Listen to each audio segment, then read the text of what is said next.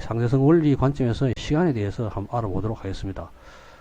그래서 이 상대성 원리에 관련된 시간은 뭐 일반 상대성 원리에 관련된 시간도 포함하고 있는데, 이 일반 상대성 원리의 이 기본적인 것에 대해서는 이야기하지 않았습니다만, 시간에 관계되는 그러한 관계된 그러한 핵심적인 식을 바탕으로 해가지고 이 상대론, 전반적으로 상대론이 우리한테 주는 어떤 시간이라 하는 개념이 어떤 것인지에 대해서 한번 알아보도록 하겠습니다. 자, 특수상대성 원리는 우리 앞에서 봤다시피 이 관성계 사이의 이 관계였어요. 그래서 관성계라는 것은 일정한 속도로 움직이는 계 사이의 이 어떤 이 좌표 관계 또는 속도 관계가 있느냐를 갖다가 보한 것이죠. 자, 그래서 정지한 사람과 일정한 속도로 움직이는 버스 안의 사람, 여기 하나의 관성계고 이 다른 관성계죠. 그래서 한 관성계와 다른 관성계, 그래서 일정한 속도 하는 것은 아주 비슷 속도에 가까운 속도로 움직이는 두 개 사이의 관계를 주는 것이 바로 특수상대성 원리예요. 그리고 일반 상대성 원리는 이 가속계, 이건 일정한 속도로 움직이는 거잖아요. 이 가속계에서의 상대성 관계를 주는 것인데, 이것은 이 중력 관계 되는 거죠. 그래서 우리 중력 이론이라고도 부릅니다. 자, 그래서 가속이 다른 경우, 이 가속 그러니까 뭐 중력 가속도라든지 뭐 중력 가속도 똑같은 이야기죠. 그래서 가속도니까 이 중력 가속도가 다른 그러한 두 지점 사이의 이 상대성 원리라고도 해도 되겠죠. 자, 그래서 아파트 1층에 사는 사람과 30층에 사는 사람의 어떤 시간 간격이 차이가 있을 수 있죠. 왜냐하면 아파트 1층에 사는 사람이 느끼는 중력하고 그리고 30층에 사는 사람이 느끼는 중력이 다르잖아요. 왜냐하면 지구와 그 아파트 사는 사람 사이의 어떤 중력 하는 것이 지표에 가까울수록 거리, 만류인력, 우리가 물리학에서 배웠다시피, 일반 물리학에서 배웠다시피 인력은 두 질량의 곱수에 비례하고 두 떨어진 거리의 제곱에 반비례하잖아요. 반비례하는데 1층에 사는 사람이 이 지구 중심에 더 가깝죠. 그래서 중력이 더 크죠.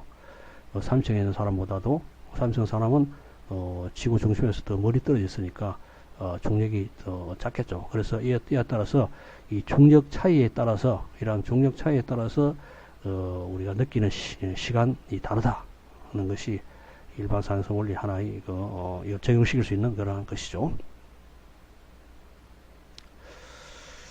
자, 그래서 시간 차이를 보면은 특수상대성 원리는 앞에서 이야기했다시피 이 움직이는 기의 시간이 천천히 간다 했죠. 그래서 우주선 안에 있는 사람의 시간이 지구에 있는 사람의 시간보다도 천천히 간다. 예를 들어 우주선의 속도 광속에 가까울 경우에 지구에서 1년이 흘렀지만 우주선에서는 한 달밖에 지나지 않을 수 있다. 앞에서 우리가 이야기한 내용이고요. 자, 일반 상대성 원리에 한 시간 차이는 이것도 중력 시간 지연이 있어요. 그래서 상대성 원리, 일반 상대성 원리의 결론에 의하면은 중력 시간 지연이 발생합니다. 그래서 중력이 큰 곳에서의 시간이 더 천천히 간다 이죠. 그래서 아파트 1층에 사는 사람이 위층에 사는 사람보다 중력 시간 지연만큼 더 산다. 더 시간이 더 천천히 가기 때문에 그렇다. 그런 이야기죠. 그래서 이와 같이 이 상대성 원리에 따라서 이 계에 따라서 관찰하는 계에 따라서 시간의 차이가 특수상대성 원리는 움직이는 계의 시간이 천천히 가고 일반 상대성 원리에 하면은 중력이 큰 곳에서 의 시간이 더 천천히 간다. 이는 결론입니다. 자, 그래서 속도에 의한 시간제를 앞에서 이야기했습니다. 그래서 이런 식으로 이 C 제곱분의 B 제곱인데 속도가 아주 적을 때는 이 광속에 대해 적을 때는 이것이 2분의 1승이잖아요. 2분의 1승이니까 요거 향이 적기 때문에 이런 식으로 표현할 수 있죠. 수학적으로 이렇게 표현됩니다. 그래서 델타 T는 움직이는 사람의 시간 간격이고요. 델타 T는 상대적으로 정지한 사람의 시간 간격이고요. 그래서 B는 움직이는 속도고 광속입니다.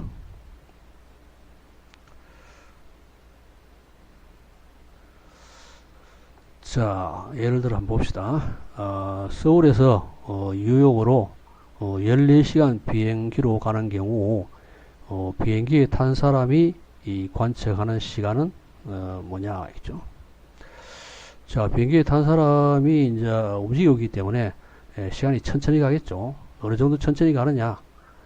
요만큼 속도가 광속에 비해서 작기 때문에 요 식을 이용하면 되겠죠. 요 식을 이용하면은 이것이 마이너스니까 이 움직이는 사람의 시간 간격이 정지한 사람의 시간 간격보다도 적잖아요. 마이너스니까요. 자, 그래서 이 B는 비행기 속도고 광속입니다. 그래서 비행기 속도를 갖다가 음속의 90% 대충 이 정도 달리고 있습니다. 자, 그래서 음속이 90%니까 300m/s요. 세크를 잡으려면은 요 항이죠. 요 항이 5 곱하기 10은 13승이 나와요. 그래서 1초당 시간 지연의 값을 주잖아요. 그것은 마이너스 요거니까요. 그래서 1초당 1초로 생각할 때 1초 생각했을 요 1초라 생각했을 때 정지하고 있는 사람이 1초 생각했을 때 움직인 사람이 1초보다 좀 적게 느끼잖아요. 그렇죠? 요것이 시간 지연에서. 자, 그래서 우리가 금방 계산한 요 값은 1초 정지한 사람 1초당 봤을 때 움직인 사람이 이 시간 지연의 값을 갖다가 보여주고 있어요. 그래서 이것이 1초당 요 정도의 이 시간 지연이 생긴다. 그리고 14시간이니까 여기다가 14시간 곱하면 되죠. 그 14 곱하기 3600 하면 되겠죠. 자, 그러면은 25 곱하기 10 마이너스 9성 세컨드의 14시간 동안 비행기 탄 사람이 정지한 사람보다도 시간이 천천히 갔죠. 자, 25 나노 세컨드가 나와요. 요 나노니까요. 자, 그리고 결론적으로 이 비행기 안에 있는 사람의 시계는 정지한 사람의 시계보다 25 나노 세컨드 천천히 간다. 그래서 요 정도의 이 수명이 연장됐다 하는 것을 보여주고 있죠. 그렇지만 이거 속도 뭐 25 나노 세컨드니까 거의 무시할 수 있는 시간 간격이라고 볼 수 있습니다. 그래서 움직이는 물체의 속도가 이런 식으로 아주 작을 경우에는 상대론적인 그러한 그걸 고려를 해줄 필요가 크게 없다는 것을 갖다가 우리 보여주고 있습니다. 자, 반면에 우주선의 빅도 속도가 이 빛의 속도의 90% 정도 되는 경우, 지금 우주선의 경우에 지구 탈출 속도가 11.2km/s예요. 뭐 상당히 빠르죠. 초당 11km 가는데 아까 비행기가 이 초당 300m밖에 안 가는데 이것도 상당히 빠르잖아요. 빠른데 이 우주선이 이제 지구를 탈출을 하면은 11.2km/s가 돼야 돼요. 자, 태양계를 탈출을 하면 16.26km/s죠. 그래서 지금 태양계를 탈출한 보이저 우주선이 지금 태양계를 탈출했죠. 이 정도 속도로. 그래서 지구를 탈출해가지고 갈락하면은 우주선이 이제 지구를 탈출해가지고 보이저 우주선이 이제 지구 탈출해서 쭉 가가지고 이제 태양계까지 탈출했잖아요. 그래서 지구 탈출을 하려고 하면 이 정도의 속도가 필요하고, 저 태양계를 탈출하려고 하면 이 정도의 속도가 필요합니다. 그렇지만은 이것은 빛 속도하고 비교하면은 10-6승밖에 안 되죠. 아주 빛 속도에 대해서는 비해서는 아주 작은 값이라는 것을 알 수가 있습니다. 그렇지만 미래 어느 날에 우주선의 속도가 빛속 90%인 되는 우주선이 만들어졌다고 했을 경우에 이 시간 차이를 한번 보도록 하겠습니다. 그래서 요 식을 잡으면 되니까 이것이 0.9c니까요. 그래서 우주선 안에 있는 우주선 안에 있는 사람이 관찰하는 시간이 델타 t가 이 정지하고 있는 사람이 관찰하는 시간의 44%밖에 안 된다는 것을 알 수가 있죠. 그래서 결론적으로 지구에서 30광년 떨어진 요 30광년입니다. 30광년 떨어진 이건 지구상에서 봤을 때 30광년이죠. 0.9c의 속도로 가는 우주선 안에서 시간 간격을 보면은 이 44%니까 결과적으로 13.2년의 나이를 먹습니다. 그런데 반면에 지구에 있는 사람 30년의 시간이 지났죠. 그래서 상둥이의 이적설 앞에서 이야기한 그런 현상이 나타날 수가 있습니다. 자, 다음에는 이 중력에 의해서 시간이 지연되는 것을 보도록 하겠습니다. 이 식을 유도하면 뭐 복잡하니까 결론적인 식을 이용해서 어떻게 현상이 나타나는지만 보도록 하겠습니다. 이런 식으로 얻을 수 있습니다. 중력에 의한 시간 지연을 관계되는 이 식을 얻을 수가 있어요. 자, 여기서 델타 t는 중력의 영향에 있는 그 어떤 위치에 있는 사람의 시간 간격, 관찰한 시간 간격이고, 이 중력 영향이 없는 위치에서 관찰한 시간 간격이에요. 그리고 여기서 질량 m은 중력을 주는 물체, 블랙홀 등의 이 질량이라고 할 수 있습니다. 그리고 g는 중력 상수예요. 자, 그리고 이것을 이런 식으로 건사할 수 있겠죠.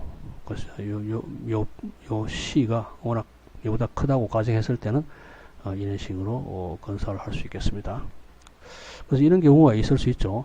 이 모선에서부터 우주선을 발사해 가지고 이 블랙홀 가까이에 이런 식으로 블랙홀 가까이에 있는 행성이 있다 칩시다. 우리 인터스텔라라는 영화에서 봤다시피 이 모선에서 출발해가지고 블랙홀 가까이 있는 행성이 이제 사람이 살 수 있는 행성이냐를 갖다 관찰하러 갔잖아요. 똑같은 그런 상황이라고 보면 돼요. 그래서 모선에서 이 블랙홀이 여기 있으니까 그래서 상당히 멀리 떨어져 있어가지고 모선에서는 결국 중력 영향이 없는 위치에서 시간 간격으로 관측되고요. 자, 그리고 우주선은 이 블랙홀 가까이 갔습니다. 거리 R까지 갔으면은 이 시간 간격이 다르겠죠. 이 중력 시간 지연에 따라서 중력의 영향이 있으니까. 그래서 이 델타 t는 이 우주선에서는 중력 영향이 있는 시간 간격으로 관측이 돼요. 자, 그래서 이러한 이어서 관측되는 시간하고 블랙홀 가까이에 간 사람들이 관측한 시간의 이 차이가 이런 식으로 주어집니다. 그래서 중력 시간 지연이 발생한다는 것을 알 수 있죠. 자, 예를 들어 보겠습니다. 우주선이 블랙홀에 접근하면 중력 시간 지연이 일어난다. 그죠? 블랙홀에 가까이 다가감에 따라서 중력 시간 지연은 점점 커지겠죠. 이에 따라서 시간은 더 천천히 가게 됩니다. 자, 모선에서 발사된 우주선이 태양 질량의 66억 배, 태양 질량이 이 정도예요. 66억 배면 이 정도죠. 그래서 엄청난 크기입니다만, 뭐 보통의 블랙홀이 이 정도는 돼요. 그래서 태양 질량의 66억 배의 질량을 가진 블랙홀 가까이에 있는 행성에 접근합니다. 그래서 태양의 66배 되는데 행성이 하나 있는데 여기에 사람이 살 수 있는지 없는지를 관찰하기 위해서 모선에서 출발해가 여기에 갑니다. 자, 이 행성은 블랙홀과 태양에서 해왕성까지 거리 해당되는 거리 떨어져 있다. 그래서 요 거리가 태양과 해왕성의 거리다. 그래서 그게 어느 정도냐면은 2.6과 15, 13성 미터 돼요. 그래서 우리 태양계에서 태양과 해왕성 사이의 거리가 이 정도 됩니다. 그래서 이 정도 떨어졌다 했으니 블랙홀과 이 행성이 우리 관찰하려는 행성이 블랙홀과 이 정도 떨어져 있다고 했죠. 자, 우주선이 이 행성에 착륙했다고 할 때 블랙홀의 영향이 없던 지역 모선에서와 시간 간격이 어느 정도 지연이 일어나느냐를 계산해 봐라 그런 이야기죠. 그래서 요 식을 이용하면 되잖아요. 그래서 R도 알고 C도 알고 G 이 질량 다 아니까 이 모선에서의 시간 간격과 그리고 이 행성까지 도달한 우주선에서의 시간 간격 차이를 우리가 구할 수 있겠죠. 자, 여기서 이 블랙홀의 질량을 여기 잡으셨고요. 그래서 블랙홀과 그 행성 사이의 거리를 잡으면 되죠. 좌우면은 요 계산하면 되니까요. 계산하면 2분의 델타 t0면 요 2분의 1 정도예요. 요 계산하면 2분의 1 정도 되는데, 그래서 2분의 델타 t0, 시간간격이 반으로 줄어들었다는 것을 알 수가 있습니다. 그래서 결과적으로 블랙홀의 중력량이 없는 위치에 있는 모선에서 우주선을 발사하여 위와 예와 같이 블랙홀에 접근한 위치에 있는 행성에서의 시간은 모선 시간의 반밖에 되지 않는다. 따라서 우주선이 그 위치에서 일주일을 머물렀다. 그 행성에서 일주일을 머물렀다 했을 경우에 모선에서는 2주가 지났다는 것을 알 수 있죠. 그런데 인터스텔라 영화에서는 몇 년이 지났잖아요. 한 10년 이상 지났잖아요. 좀 과장된 내용입니다만, 또는 블랙홀이 엄청 더 컸을 수도 있지만, 어쨌거나 좀 약간 과장된 내용이라 할 수 있습니다. 영화에서. 자, 이와 같이 이 중력에 따라서 중력이 큰 곳에서의 시간은 더 천천히 간다는 것을 알 수가 있습니다. 자, 그러면 이제 지구상에서 봤을 때 두 지점의 중력이 다를 경우에 시간이 어떻게 차이가 나느냐를 한번 계산을 해 봅시다. 자, 그 차이가 이 식으로 나타납니다. 그래서 앞에 이 식이니까요.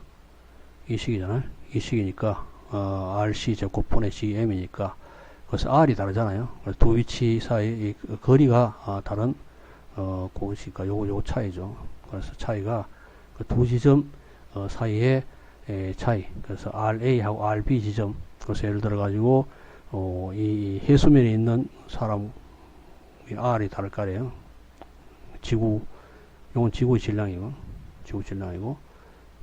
그리고 요것은 이제 지구 중심에서 그 지점까지 떨어진 거리잖아요. 그래서 요 식이니까요. 똑같은 식이에요.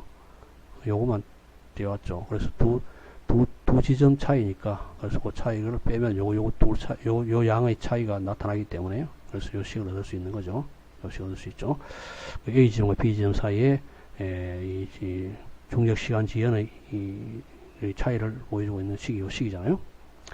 자, 그래서 해수면에 있는 이 지구 중심과 떨어진 거리, 또는 요 위에 있을 때는 좀 더 떨어져 있으니까 RB가 다르잖아요. 그래서 그 차이 때문에 중력 시간의 지연이 달라져 가지고 그 시간 차이가 나타난다 하는 것을 보여주고 있어요. 자, 그래서 요거는 중력 M은 중력을 주는 물체, 지구의 질량이고요. 이 중력 상수고요. RARB는 질량에서 떨어진 그 거리입니다.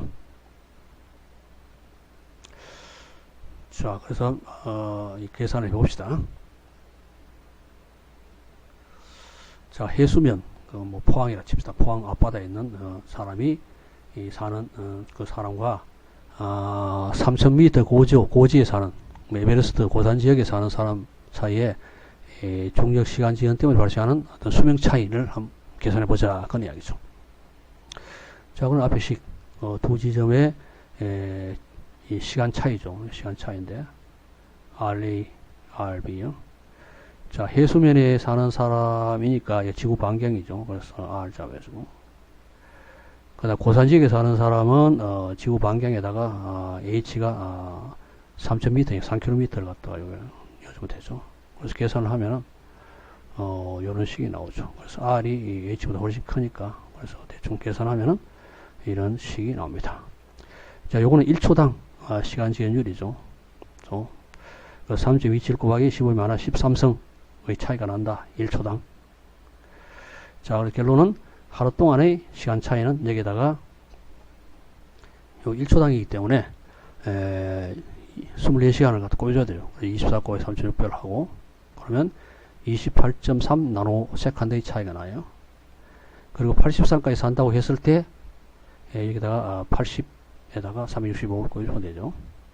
그러면 0.8ms의 차이가 나요. 따라서 해수면에 사는 사람은 3000m 고지에 사는 사람보다 중력 시간 지연으로 0.8ms 더 산다. 그래서 의미 있는 값은 아닙니다만은, 그래서 별로 의미 있는 값은 아니죠. 미리세컨드 10의 마이너스 3성 초니까 10의 마이너스 4성 초 정도 더 산다니까 별다른 의미 있는 내용은 아니지만은 이런 것을 계산해 낼 수 있습니다. 속력 시간 지연에 따라서 어떤 수명 차이를 계산해 낼 수가 있습니다.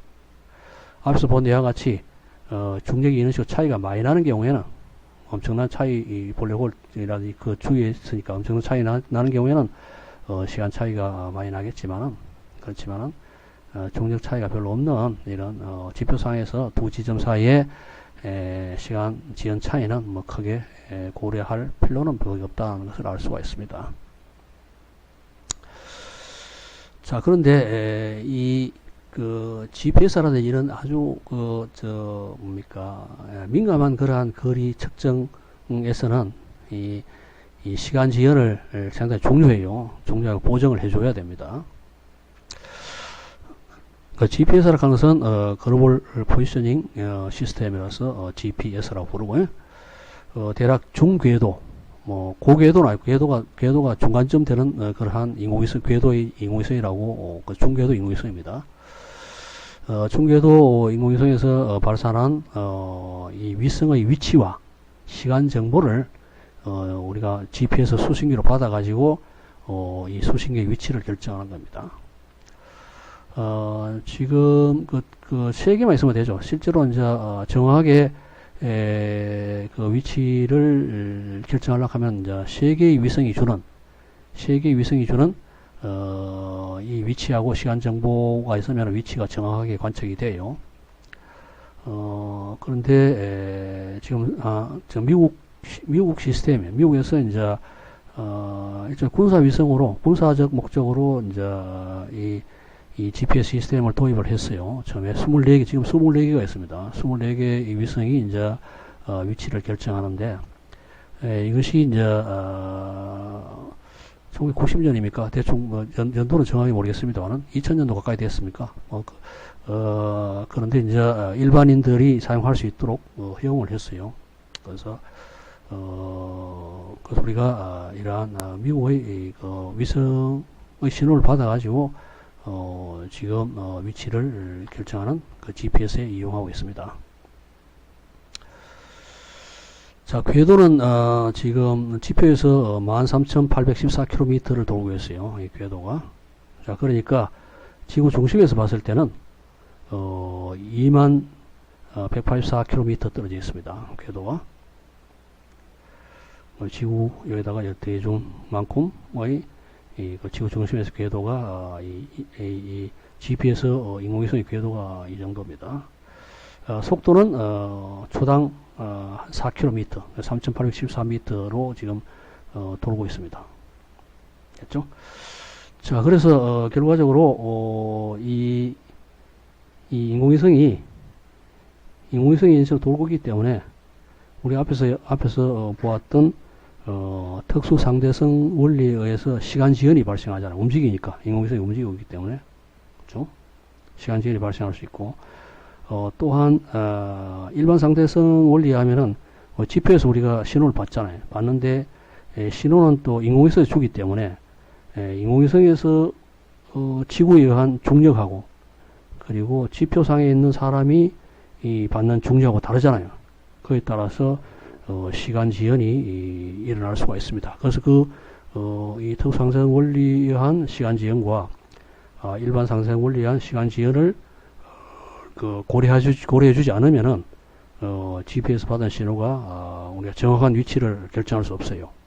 자, 그래서 이 GPS에서는 반드시 상대성 원리에 의한 시간 지연을 보정을 해줍니다. 매일 보정을 해줍니다.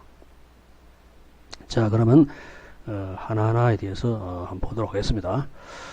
자, 특수 상대성 원리에 의한 시간 지연이 어느 정도 발생하는지 한번 봅시다. 자, 앞에서 이야기했다시피 위성이 움직이잖아요. 움직이기 때문에, 자, 이런 초당 4km의 속도로 움직이기 때문에 이 지구 표면 수신기는 지금 정지하고 있다고 봤을 때, 자동차 달려봐야 속도 자체가 크게 차이가 나지 않기 때문에 광속에 비해서, 그래서 위성의 속도에 비해서 위성의 속도는 지금 3,874m/s고요. 자동차 해봐야 몇십 m/s이기 때문에 거의 무시할 수 있는 그런 수준이에요.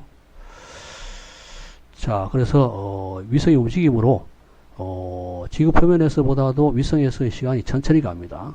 그래서 위성에서의 시간 간격하고 지표의 시간 간격은 이런 관계가 있고요. 속도가 빛속도보다는 아주 적기 때문에 이런 식으로 계산되어지고요. 위성 속도 아까 요 속도 있잖아요. 요거하고 그리고 광속을 넣어주면은 8.35 곱하기 10 11성 1초 지표에서 1초로 생각했을 때 위성에서 1초보다도 더 작죠. 요만큼 더 작죠. 그래서 1초당 시간 지연율이라 할 수 있죠. 따라서 위성에서의 시간은 지표에서의 시간보다도 1초당 8.35 곱하기 10을 많아 11성의 시간 지연율로 천천히 간다.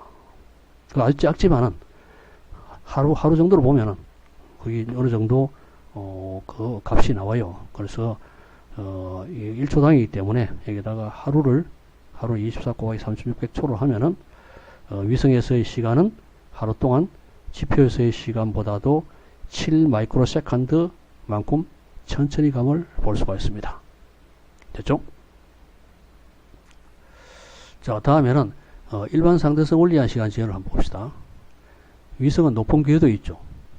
그리고 이 중력 자체가 지구 중심에서 많이 떨어져 있기 때문에 중력보다 작죠. 그렇죠? 작으니까 지표상에 있는 사람보다 느끼는 중력이 작아요. 그래서 위성에서의 시간이 지표에서보다도 빨리 가죠. 그렇죠? 중력이 작기 때문에 그렇죠. 자, 그래서 높은 궤도는 지금 위성의 위치가 2만 킬로미터 가까이 있고요. 지구 중심에서 2만 킬로미터 있고, 지표에 있는 사람은 지구 중심에서 6,370킬로미터이기 때문에 이에 따라서 일반 상대성 원리에 의해서 중력이 차이 때문에 시간이 다르다는 것을 알 수 있죠. 그래서 앞에서 우리가 보았던 식을 이용하면요, 이 시간 차이는 지구의 반경 그리고 위성의 궤도의 반경의 차이를 계산하면 5.37 곱하기 15의 마이너스 10성이 나옵니다. 1초당입니다. 1초당 이 정도의 시간이 위성에서 빨리 가죠. 그렇죠? 따라서 위성에서의 시간이 지표에서의 시간보다 1초당 요 정도 율로 빨리 갑니다. 그래서 하루 동안 계산하면은 24 곱하기 3600초를 하면은 위성에서의 시간이 하루 동안 지표에서의 시간보다도 45.85 마이크로세컨드 빨리 갑니다. 자, 이게 별거 아닌 것 같지만은 이 속도가 광속으로 꼬여주면은 신호를 보내가지고 광속 꼬여주면은 위치 차이가 뭐 수미터 차이 날 수 있거든요. 수십 미터, 어느 정도 수십 미터 차이 날 수 있기 때문에 위치 정보가 GPS 받는 위치 정보가 완전히 달라질 수 있거든요. 그래서 이 상대성 원리한 그러한 시간 지연을 보정해 주지 않으면은 이 GPS 우리가 받는 신호가 완전히 이 위치가 다를 수가 있습니다. 자, 그래서 지금까지 한 것을 종합해 가지고, 왜냐하면 특상대성 원리한 시간 지연이 있고 일반 상대성 원리한 시간 지연이 있기 때문에 두 개를 합해 봅시다. 결과적으로 위성에서의 시간은 상대성 원리에 의해서 지표에서보다도 하루 동안 일반 상대성 원리에 의해서 45.85 마이크로세컨드 빨리 가고 특상대성 원리에서 7 마이크로세컨드 느리게 가기 때문에 빼주면은 결과적으로 38.85 마이크로세컨드만큼 위성에서의 시간이 빨리 갑니다. 자, 그래서 위성에서의 이 시간을 보정해 주지 않으면은 GP 수신교에서의 위치는 부정확해집니다. 그래서 아까 했다시피 35.85 마이크로세컨드가 뭐 크게 크지 않을 것 같지만은 여기다 꼬박이 빛 속도가 어떻게 됩니까? 3 곱하기 18성이잖아요. 18성이기 때문에 결과적으로 100이니까 거의 350m 차이가 날 수 있거든요. 그래서 GP에서 보내준 위치가 이 위치인데 실질적으로 실제 위치는 380m 다른 쪽에 의 신호로 우리가 감지를 할 수 있기 때문에 그래서 이 보정을 이 시간 보정을 해주지 않으면은 우리가 받는 그러한 신호가 완전히 엉뚱한 신호가 될 수 있다는 것을 알 수가 있습니다. 자, 그래서 이걸 갖다 보정을 해주는데 어떻게 해주는가 하면은 이 지상 제어국하고 위성하고는 양방향 교신을 하고요. 그렇죠? 그 위성에서 일방적으로 이제 신호를 보내기 때문에 우리 수신기는 이걸 그냥 받아가 쓰는 게, 우리 보낼 수는 없죠. 신호를 보낼 수는 없고, 이 지상 제어국은 이 신호가 오면 이걸 다시 또 신호를 보내가 또 보정해주고 할 수 있잖아요. 그런데 우리 이 집의 수신기는 그냥 받아가지고 이 신호를 사용하는 겁니다. 그래서 주로 진동수로 그래서 신호를 마이크로파로 보내기 때문에 이 진동수를 조절할 수밖에 없죠. 그래서 지구상에서 수신하는 마이크로파의 진동수가 이어서 우리가 수신기로 GPS 수신기로 받는 신호가 마이크로파 신호예요. 그래서 마이크로파 신호가 10.23MHz라고 가정을 합시다. 대충 이 값을 갖다 사용하고 있어요. 자, 그럴 경우에 아까 이야기했다시피 이 델타를 계산하면은 일반 상대성 보정하고 특수 상대성 보정 앞에 계산한 그 값입니다. 그 값 하면은 4.472 곱하기 10⁻10성 1초당 이 정도 차이가 나는데, 그런데 여기 시간이죠. 여기 시간입니다. 시간인데 진동수는 그 역수죠. 역수니까 실질적으로 진동수는 이런 식으로 요걸 빼줘가지고 10.299MHz를 보냅니다. 그래서 위성에서 이제 이런 마이크로파 진동수를 보내면은 우리가 받기는 이 정도 차이가 별로 나지 않은 것 같지만은 이 정도 차이 때문에 시간 지연이 보정이 됩니다. 그래서 이와 같이 매일 그러니까 이 지상 제어국하고에서 신호를 갖다가 바꿔줌으로써 이런 식으로 이 진동수를 통해서 바꿔줌으로써 시간 지연, 이 일반 상대성 원리한 그 시간 지연과 특수 상대성 원리한 시간 지연을 보정을 해주고 있습니다. 그래서 이것이 보정해주지 않으면은 엉뚱한 신호를 받아가지고 우리가 이 대구로 찍히는데 실제적으로 경산이다 이런 식으로 있을 수 있기 때문에, 그래서 이 GPS라는 것이 이 상대성 원리하고 아주 크게 연관이 있다는 것을 우리가 보여주고 있습니다.